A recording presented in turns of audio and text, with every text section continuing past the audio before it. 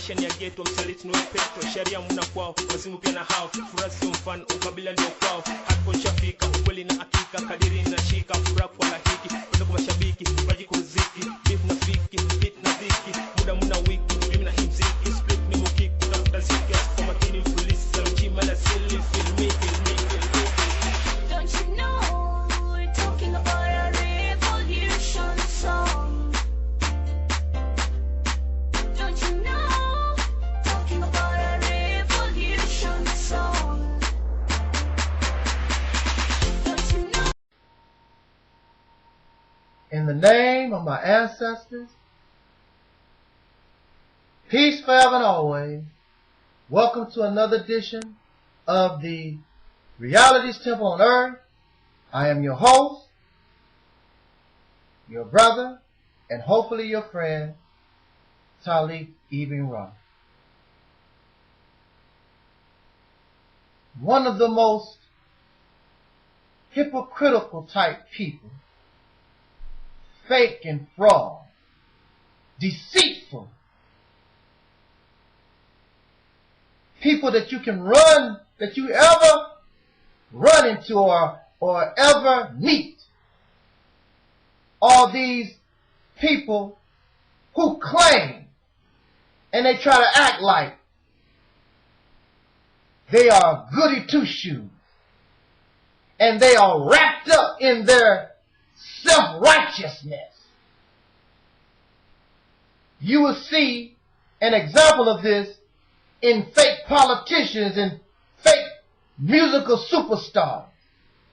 You have these entertainers that might say something against homosexuals. But then when the homosexual, gay, lesbian community get angry, then they flip the script and they apologize.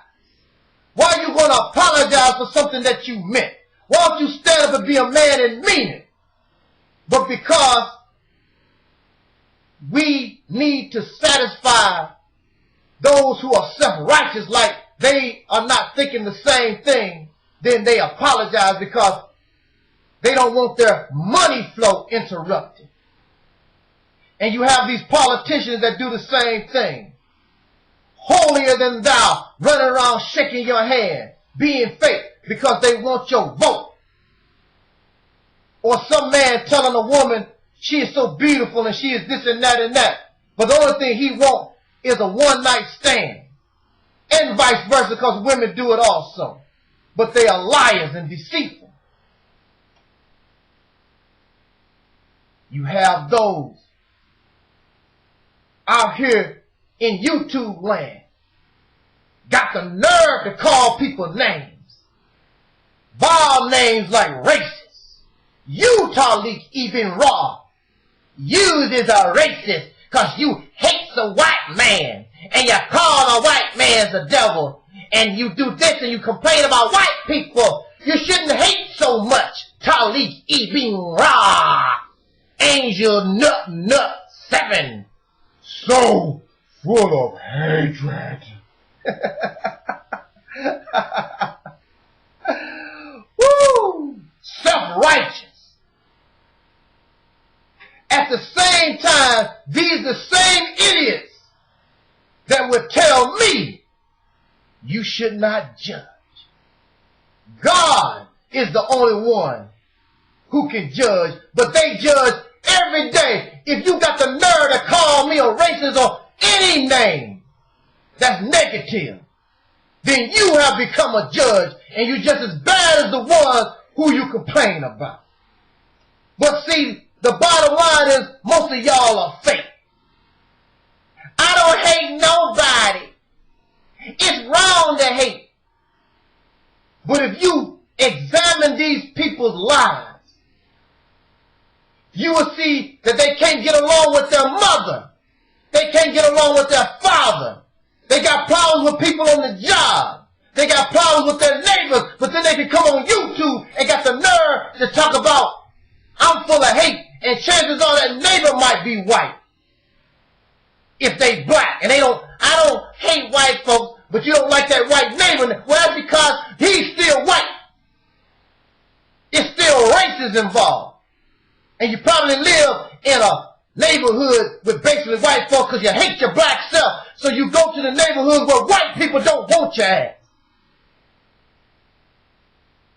But y'all so goody two-shoes, y'all can judge folks and tell people who they are. So no matter how I tell you I'm not this and that, that's your conclusion. But you don't want nobody to tell you what you are. You're too cowardly to face your own demons. Self-righteous, undercover bigots and haters. You got the nerve to talk.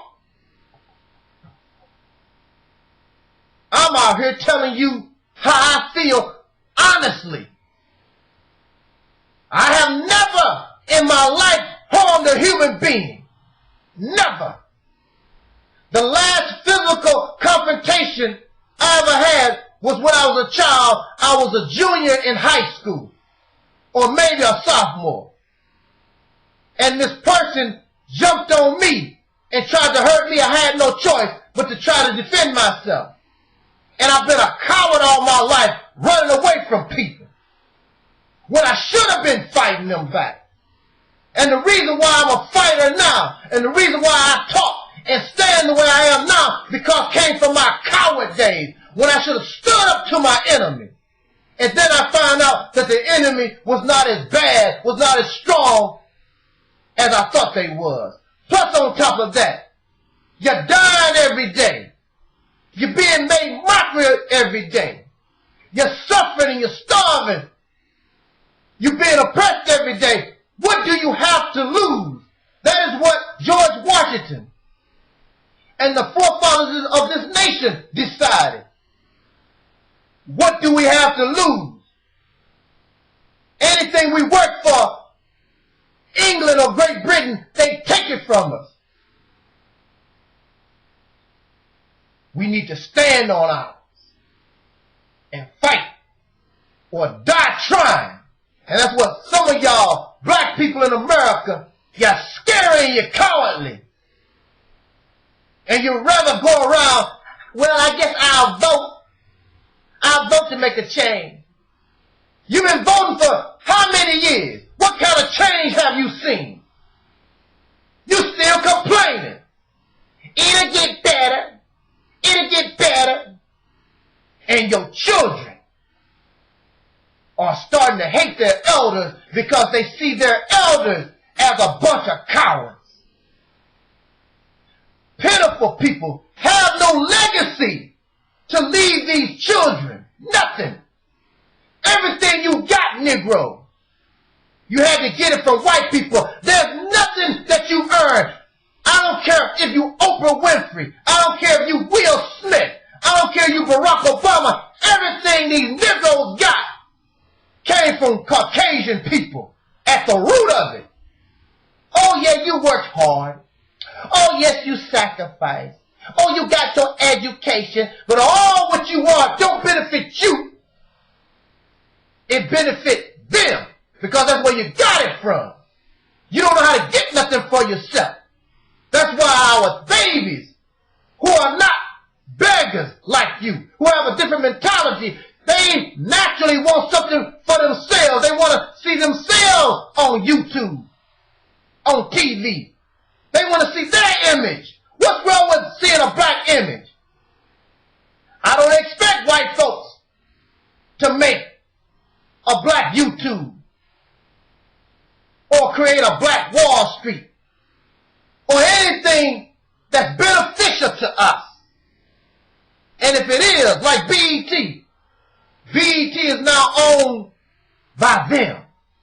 And really, it was, even when Bob Johnson had it, it was still owned by them because he depended on their revenue, their advertisement, in order to make BET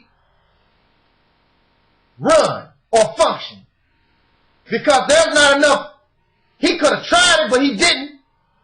He could have asked the black community, our businesses, the things that we do to support BET.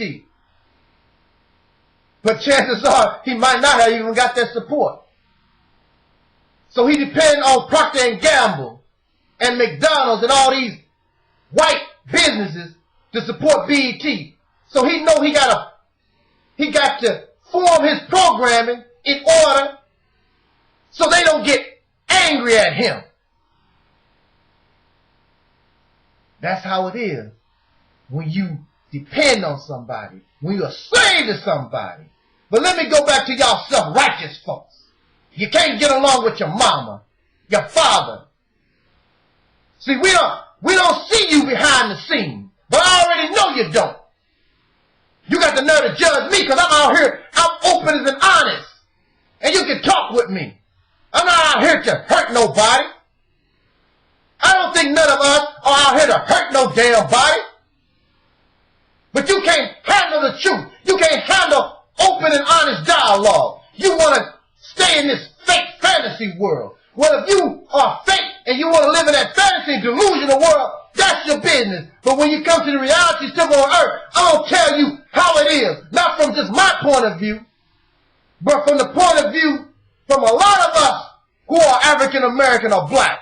Those who are downtrodden, poor, and the suffering. Not y'all bougie kind of folks. Because you live a little comfortable, you don't feel the pain.